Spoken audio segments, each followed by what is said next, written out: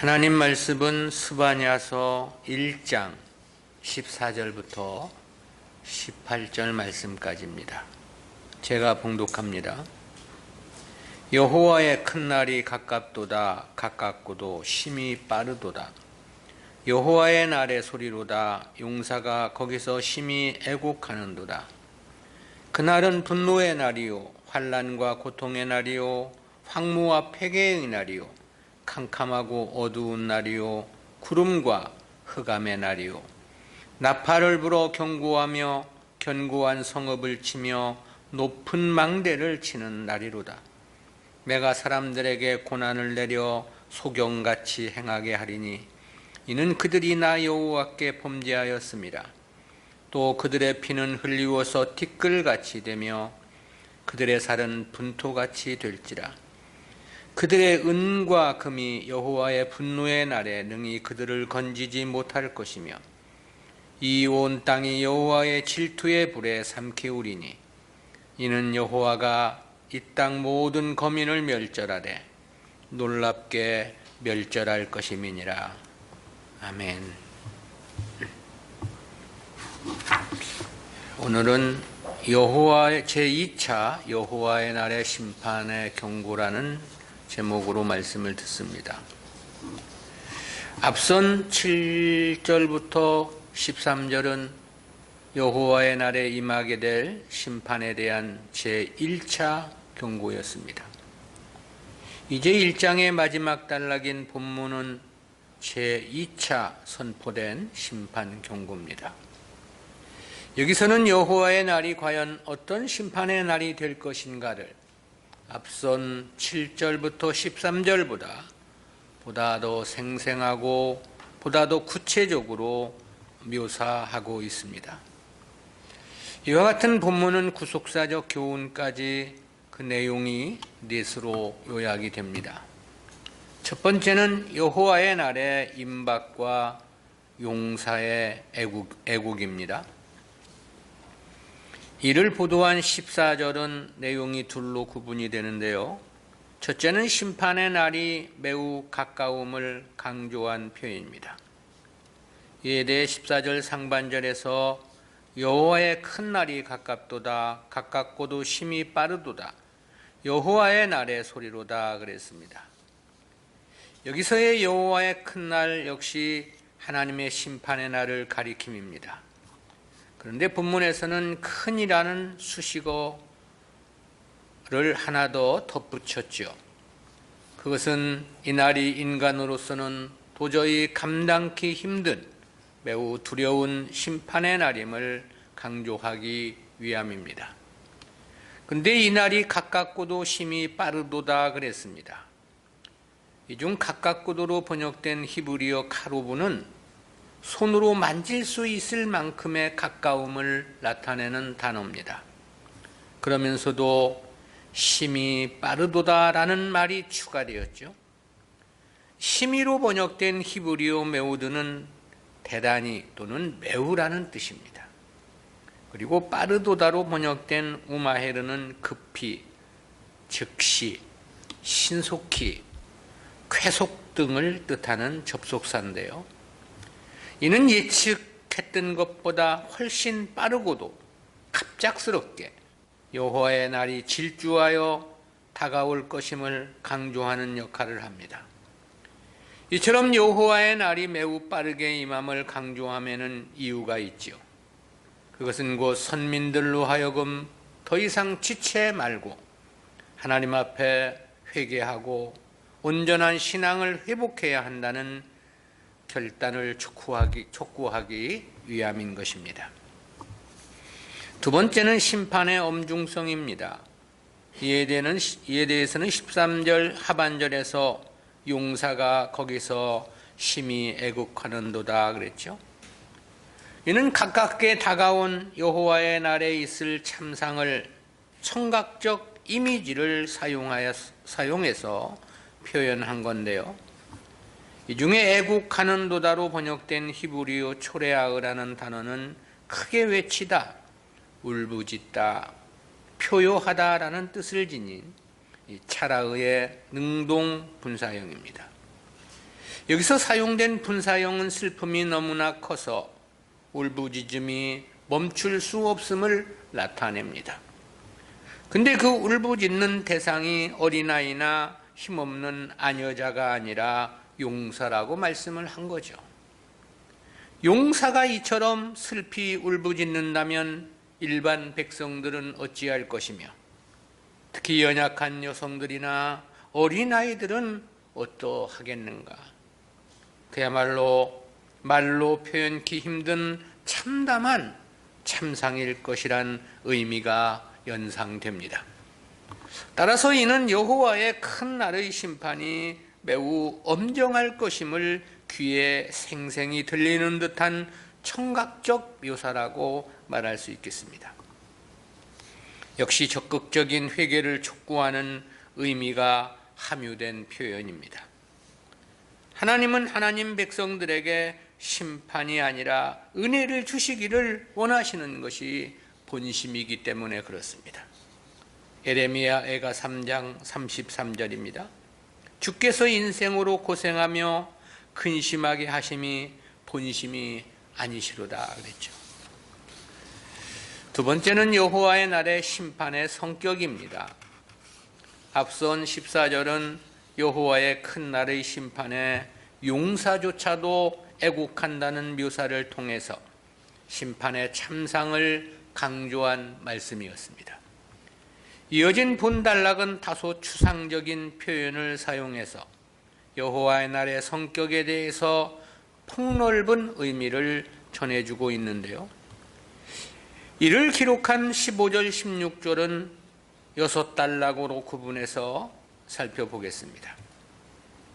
첫 번째는 15절 상반절에서 그날은 분노의 날이요 그랬습니다.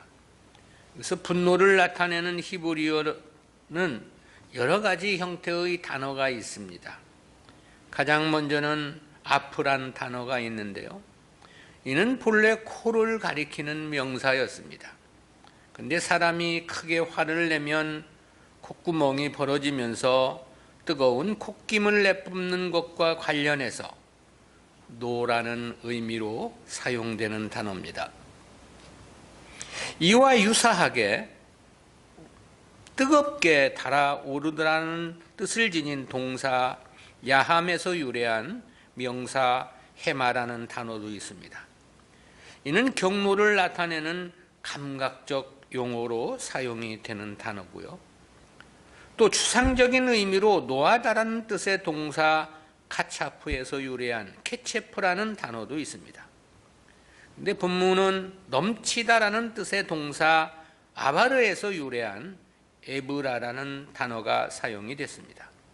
이 단어는 문자적으로 넘쳐 흐르는 것을 의미하지만 맹렬하게 폭발하는 분노란 매우 강력한 의미를 나타내는 단어입니다. 즉 이 단어는 어원에서 암시해주고 있듯이 참고 참았던 노여움과 분노가 더는 억누를 수 없는 지경에 이르러 강력하게 폭발한다는 이미지를 전달합니다.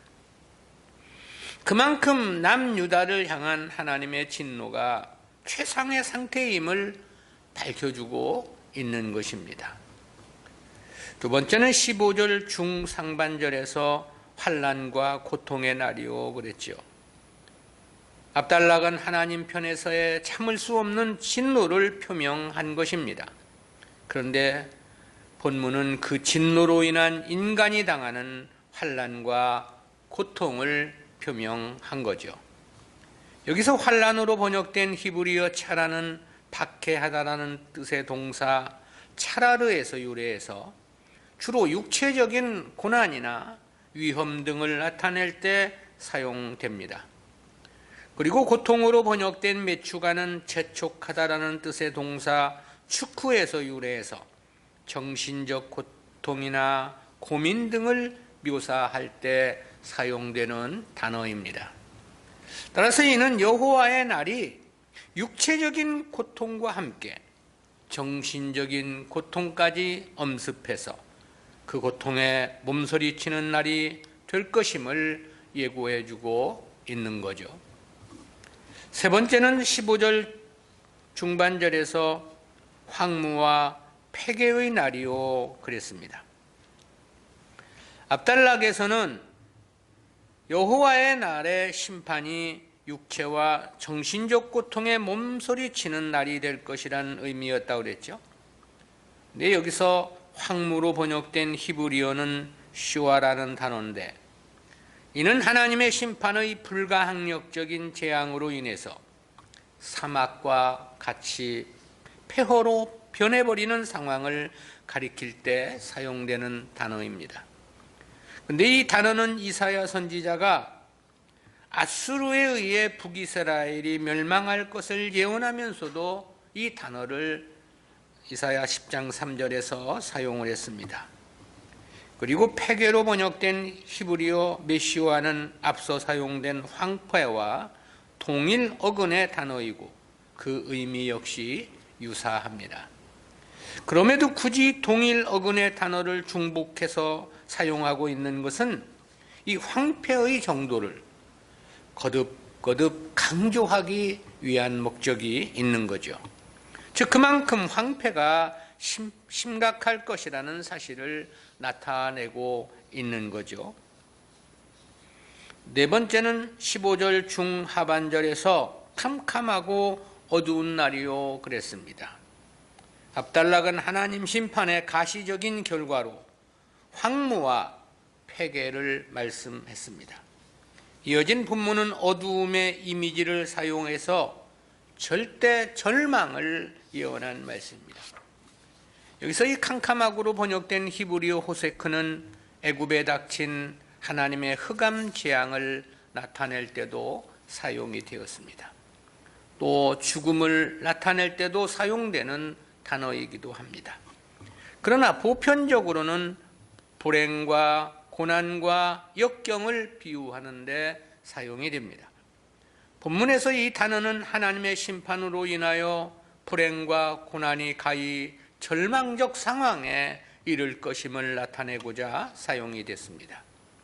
근데 이 단어에 이어 어두운으로 번역된 아펠라도 불행이나 재난을 나타내는 단어입니다.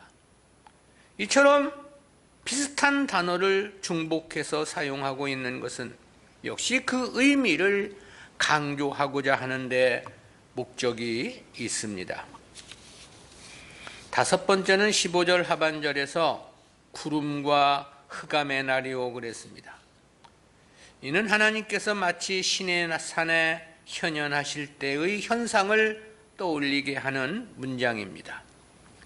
실제로도 구름과 흑암은 하나님의 현현과 관련되어 사용되는 정형적인 표현입니다. 구름은 언제나 하나님의 영광스러운 현현이나 하나님의 임재와 관련해서 자주 사용이 되었습니다. 그리고 흑암으로 번역된 히브리어 아라펠 역시 하나님의 임재와 직접 혹은 간접으로 연관되어 사용되는 단어입니다. 그것은 앞서 언급된 캄캄하고 어두운이란 표현 역시도 마찬가지인데요.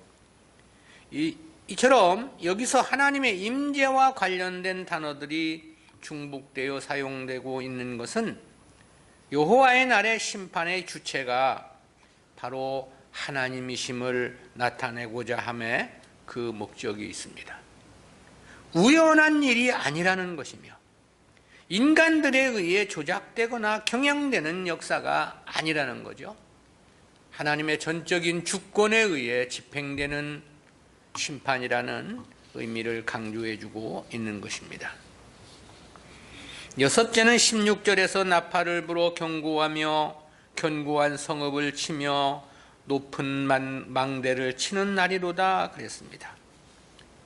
이 중 불어 경고하며로 번역된 히브리어 테루아는 고함, 외침, 함성 등을 뜻합니다. 근데 이 단어는 구약 성경에서 대부분 본문과 마찬가지로 나팔이라는 단어와 함께 사용이 됩니다. 이처럼 나팔을 불며 함성을 외치는 행위는 거의 동시적으로 발생하는 경우가 대부분이죠. 그리고 이 나팔과 함성을 크게 울려 퍼지게 하는 경우는 안식일이나 희년 같은 성의 때입니다. 또 전쟁을 시작할 때도 마찬가지고요. 또 여호와의 궤를 예루살렘 성에 들여올 때처럼 국가적인 경사를 백성들에게 알릴 때도 사용이 됩니다. 근데 본문에서는 불행하게도 대적들이 도발하는 전쟁과 연관되어 사용이 된 겁니다. 그러기에 견고한 성읍을 치며 높은 망대를 치는 날에 함성이라고 이야기하고 있죠. 여호수아가 여리고성을 정복하는 기사를 연상케 하지만 본문은 그와는 정반대인 것입니다. 그리고 본문이 하나님의 분노로 임할 남유다 백성들의 황폐와 패망을 알리는 나팔과 함성이기 때문에 그렇습니다. 세 번째는 여호와의 날의 심판 집행의 양상입니다. 15절과 16절은 여호와의 날에 임할 심판의 두려움을 나타낸 표현이었습니다. 이어진 1장 마지막 단락인 본문은 그날의 심판 집행 양상에 대해서 경고한 말씀입니다. 이에 대한 17절, 18절은 내용을 다섯으로 구분해서 살펴보겠습니다. 첫 번째는 17절 상반절에서 내가 사람들에게 고난을 내려 소경같이 행하게 하리니 이는 그들이 나 여호와께 범죄하였음이라 했습니다.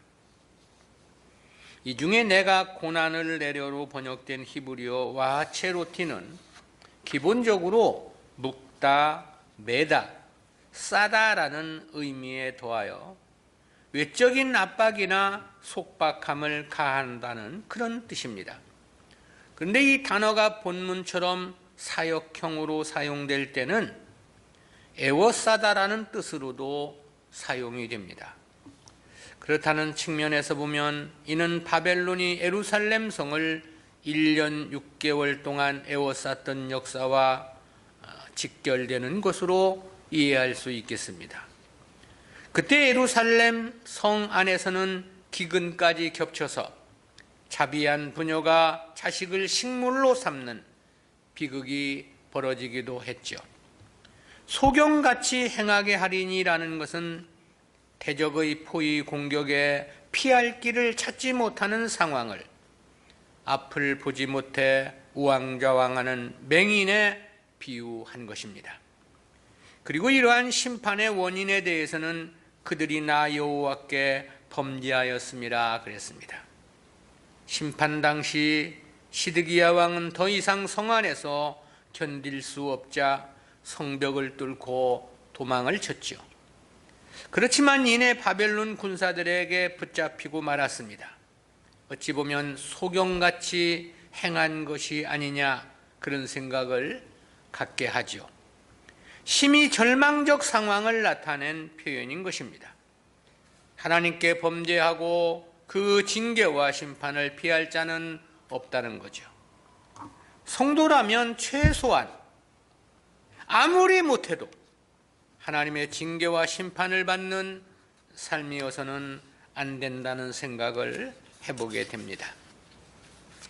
두 번째는 17절 하반절에서 또 그들의 피는 흘리워서 티끌같이 되며 그들의 살은 분토같이 될지라 그랬습니다. 본문은 동의적 대구법이 사용되어 유다 백성들이 죄악으로 심판의 결말이 얼마나 끔찍할 것인지를 생생하게 묘사해주고 있습니다.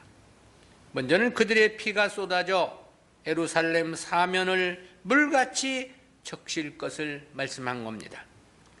그리고 피가 티끌처럼 황폐한 성읍에 흩어지고 바람이 불면 먼지와 섞여 날릴 것으로 묘사했습니다. 그리고 이어서는 그들의 살이 여기저기 흩어져 썩어 인분처럼 냄새가 나는 역겨운 오물이 될 것을 제시하고 있죠. 고대 근동의 문화에서 이처럼 그 시체가 수습되지 못하는 것은 가장 큰 저주라는 인식이 있었습니다. 유다가 이러한 처참한 상황에 직면케 되는 것은 저들의 하나님께 대한 범죄가 끊임이 없었기 때문입니다. 역시 하나님께 대한 범죄는 심판에 도달할 수밖에 없는 외길이며 외나무 다리와 같다, 그렇게 말할 수 있겠습니다. 죄를 저지르고 악행을 행했는데도 불구하고 심판을 받지 않을 수 있느냐? 하나님을 피해갈 수 있느냐? 그럴 수 없다라는 것입니다. 세 번째는 18절 상반절에서 그들의 은과 금이 여호와의 분노의 날에 능히 그들을 건지지 못할 것이며 그랬습니다. 이 본문의 문장은 그들의 은과 금이라는 말로 시작이 됩니다. 이는 강조용법으로서 심지어 그들의 은일지라도, 심지어 그들의 금일지라도 그런 뜻이 되는데요. 물질 우선주의와 황금 만능주의에 빠져서 하나님을 배신했던 저들은 하나님의 징계와 심판의 날 그 모든 것들이 무용할 뿐이라는 그런 의미인 거죠. 도리어 축적해 놓은 재물은 원수들의 노략거리가 되고 이를 약탈하기 위한 원수들의 사륙행위는 훨씬 더 그 강도를 더할 것이기 때문에 그렇습니다. 네 번째는 18절 중반절에서 이 온 땅이 여호와의 진노의 불에 삼키우리니 그랬습니다. 여기서 말하는 온 땅은 1차적으로 유다의 모든 땅을 가리킨 표현입니다. 근데 그 모든 땅이 하나님의 질투의 불에 삼킴을 당할 것이라고 말씀을 한 거죠. 근데 불을 이야기하면서 여호와의 질투의 불이라고 표현했습니다. 이에 해당하는 히브리어 키느아토의 원형 키느아는 질투, 열정, 시샘이라는 뜻을 나타냅니다. 죽음을 방불한 처절한 사랑이나 모든 것을 휩쓸어 버리는 잔혹한 분노, 양쪽 의미 모두에게 사용되는 단어예요. 즉 그것이 사랑이든 분노이든 강렬한 감정을 나타내는 표현입니다. 근데 본문은 후자의 의미로 사용이 되었죠. 따라서 이는 그 심판의 면모가 매우 맹렬하여 어느 누구도 감히 중단시키거나 경감시킬 수 없다는 것을 시사합니다. 한마디로 모든 것을 휩쓸어 버리는 매우 처절하고 맹렬한 심판이 될 것이라는 의미인 거죠. 그것이 얼마나 처절하고 맹렬할 것인가에 대해서는 이어진 하반절에서 그렇게 표현이 되었죠. 그래서 5째 18절 하반절에 보면 이는 여호와가 이 땅 모든 거민을 멸절하되 놀랍게 멸절할 것임이니라 그랬습니다. 이 문장은 인과관계, 즉 왜냐하면이라는 의미를 나타내는 키란 단어가 문장을 이끌고 있습니다. 따라서 본문은 앞선 이 온 땅이 여호와의 질투의 불에 삼키우리니라고 한 말씀의 결과와 결론을 설명함인 것입니다. 그 결국을 하나님께서 이 땅 모든 거민을 멸절하되 놀랍게 멸절할 것이다 그랬습니다.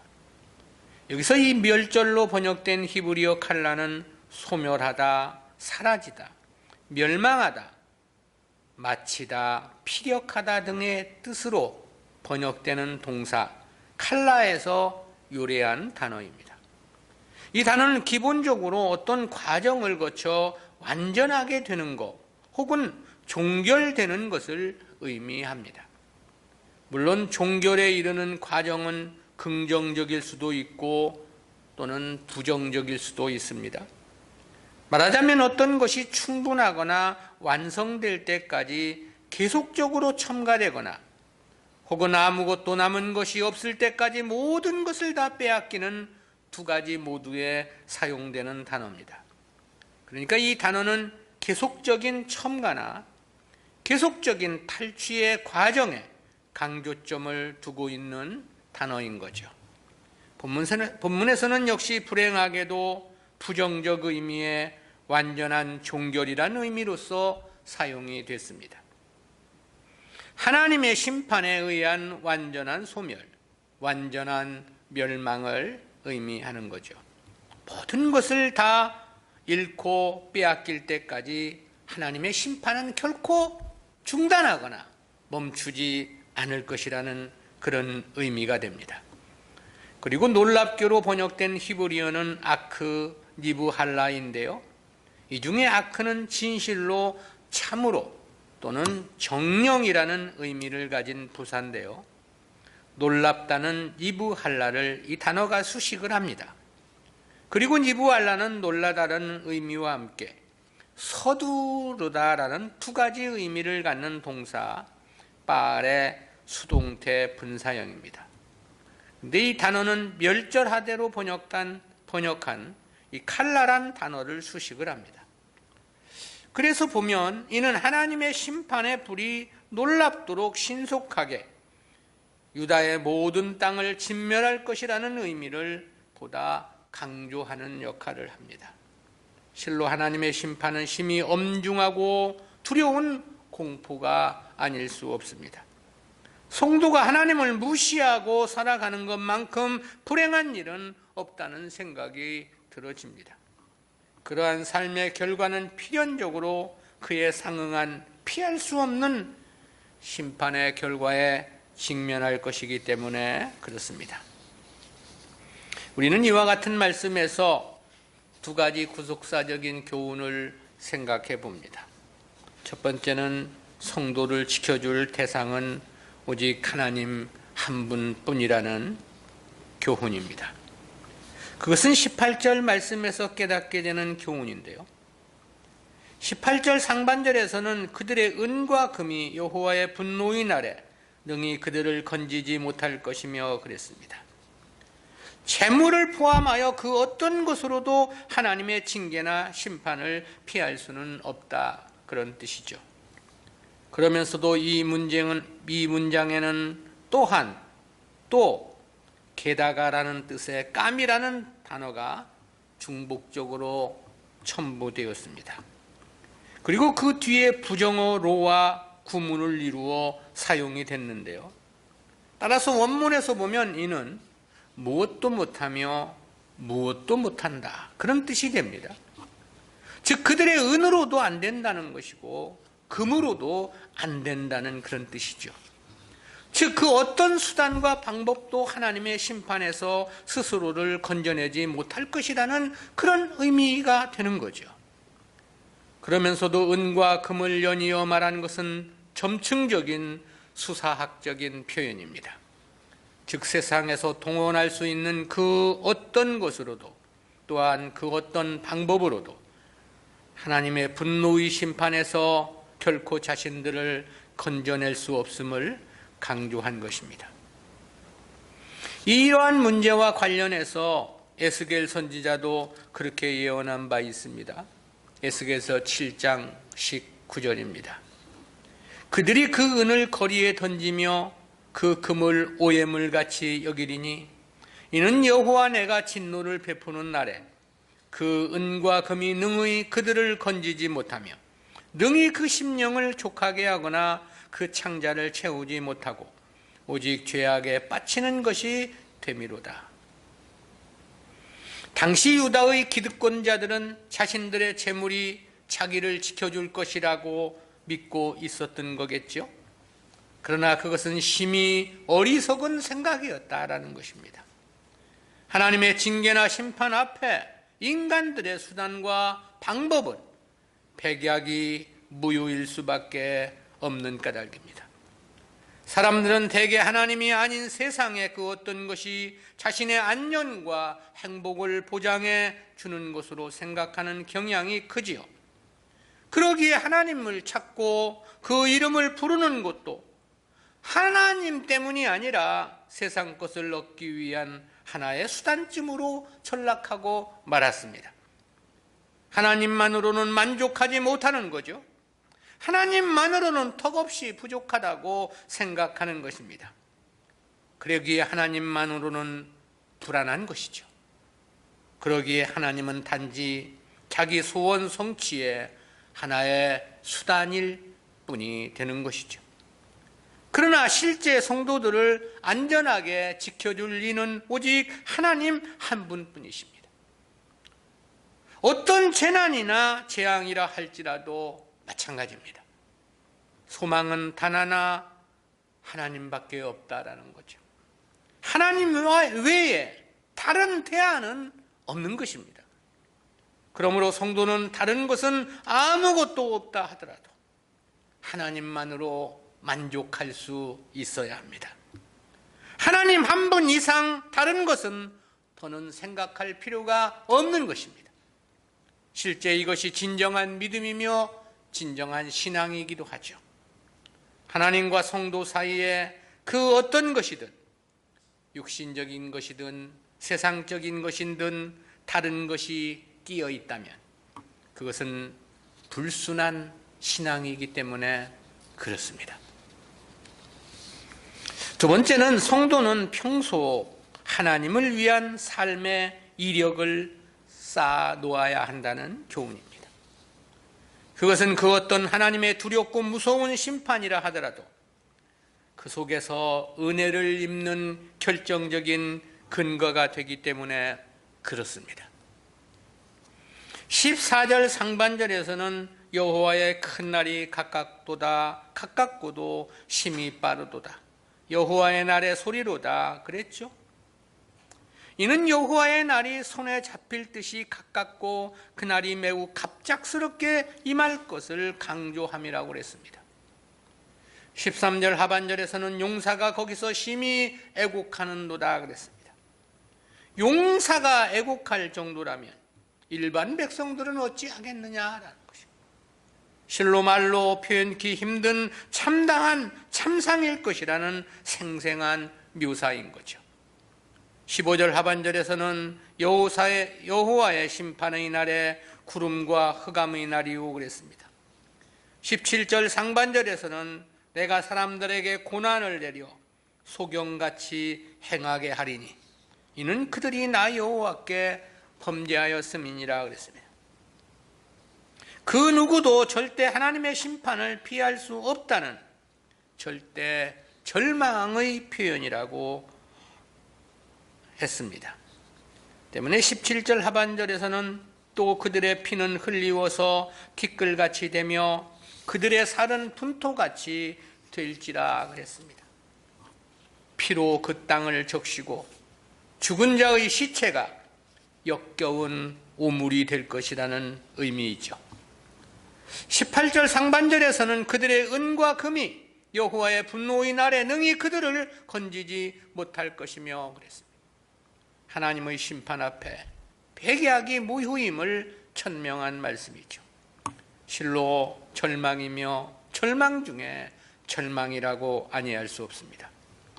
그런데 실제 역사에서 보면은요, 이와 같은 심판의 와중에서 당시 하나님의 은혜로 그 심판을 피한 경우가 있었습니다. 그 대표적인 인물이 누구냐? 에레미야를 도와주었던 서기관 바룩과 구수인 환관 에벤멜렉이 바로 그 장본인이죠. 바룩은 당시 에레미야 선지자를 도와 에레미야서를 기록한 인물입니다.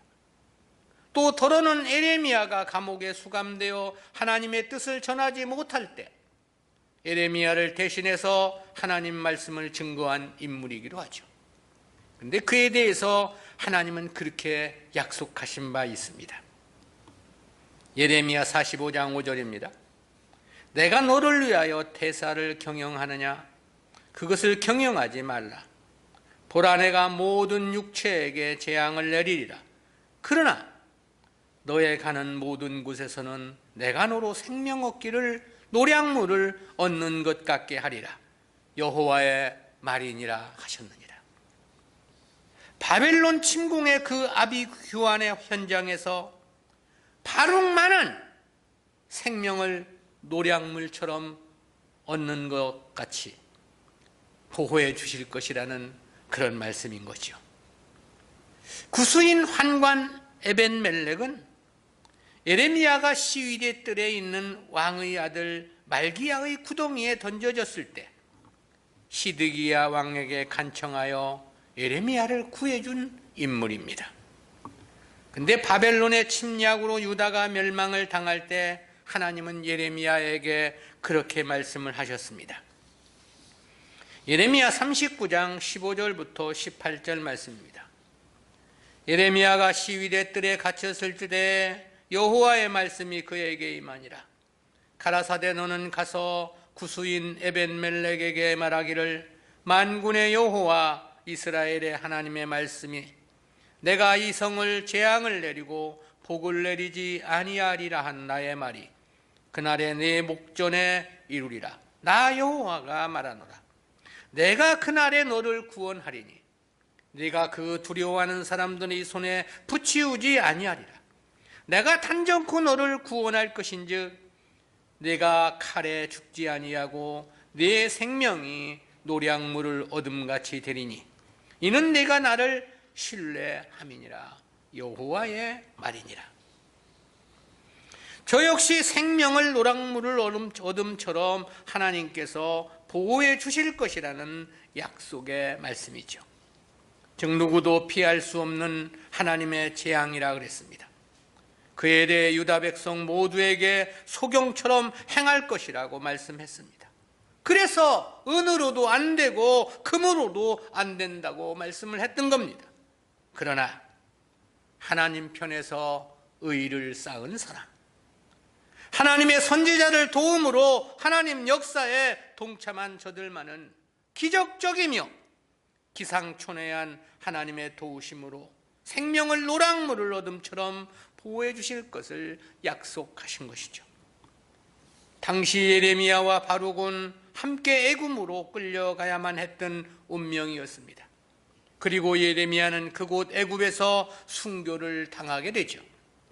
그러나 바룩만은 살아서 예루살렘으로 돌아왔을 것입니다. 그렇다는 것은 저가 예레미야서를 마감하며 예레미야 52장의 마지막 부분을 바울이 기록했다는 사실에서 볼 때도 명백합니다. 생명을 노량물처럼 얻을 것을 말씀했다면 목숨만 겨우 살아남은 것은 아닐 것입니다. 삶에 필요한 모든 것들도 더해 주셨겠죠. 그것이 바로 평소에 의로운 삶을 산 삶의 이력이 그 근거였다라는 사실입니다. 성도가 하나님 편에서 하나님을 위해 살아야만 하는 이유입니다. 하나님을 위해 사는 삶이 오늘은 아무런 변화가 없을 수 있습니다. 그냥 고난과 고생, 희생으로만 끝나는 것 같을 수도 있습니다. 그러나 하나님을 위한 의로운 삶은 그렇게 끝나고 마는 게 아니다 이 말입니다. 결정적인 때에 하나님의 기적 같은 은혜의 도움을 입는 근거가 되는 것입니다. 기사회생, 기상천외한 하나님의 보호해 주심을 입는 근거가 바로 평소에 하나님을 위해 산 삶이라는 사실이죠. 그러나 하나님을 위한 삶은 그것으로 끝나는 것도 아닙니다. 거기에 1000배, 10,000배 더 중요한 플러스의 축복이 있죠. 그것이 바로 무궁한 영광의 상급, 영원한 하나님의 나라 기업인 거죠. 평소에 주님을 위한 삶을 살아야만 하는 이유입니다. 주님 역사에 들여 헌신한 삶의 이력을 하나하나 벽돌을 쌓듯 쌓아가야 하는 것입니다. 그것은 어떤 극한 상황에서도 노량물을 얻음 같은 하나님의 기적 같은 은혜의 도우심과 함께 영생의 복을 얻는 결정적이며 유일한 근거이기 때문에 그렇습니다. 그래서 잠언 8장 17절에서는 그렇게 말씀합니다. 나를 사랑하는 자들이 나의 사랑을 입으며 나를 간절히 찾는 자가 나를 만날 것이니라. 우리는 무엇을 위해 세상을 살아가고 있는가? 의를 쌓아가는 삶, 주님을 위해 충성하는 삶의 이력을 하나하나 만들어가는 우리들의 삶이 되어야 하겠습니다. 기도합니다. 사랑의 하나님 은혜 감사합니다. 오늘도 유다를 심판하는 하나님의 말씀 속에서 귀하고 귀한 하나님의 구속의 원리를 깨닫게 해주심 진실로 감사합니다. 성도를 어떠한 환난 속에서도 보호해 주실 이는 오직 하나님 한 분임을 깨닫게 도와주시고, 그래서 늘 하나님만을 섬김 대상 삼고 살아가는 우리 모두가 되어질 수 있도록 은혜 베풀어 주옵소서. 평소에 하나님을 충성하며 하나님을 위해 살아가는 삶이 결과적으로 그 어떠한 환난 속에서라 할지라도 하나님의 기적 같은 도움을 받을 수 있는 근거가 되며, 아울러 영원한 하나님의 나라 영생의 기업을 얻는 힘이 복되고 승리하는 삶이라는 귀한 교훈 깨닫게 해주심 감사합니다. 모든 사람들은 세상 것을 얻기 위해 몸부림을 치지만 주여 저희들에게 믿음을 허락해 주셔서 하나님을 위한 삶으로 삶의 방향을 전환하고 어떻게 하면 좀 더 주님이 기뻐하시는 삶을 하나하나 쌓아갈 것인지, 저희들의 삶이 거기에 주목하게 하여 주시고 주님 기뻐하시는 삶으로 하나님께 영광을 돌리게 하여 주옵소서. 감사드리옵고 예수님의 이름으로 기도드리옵나이다. 아멘.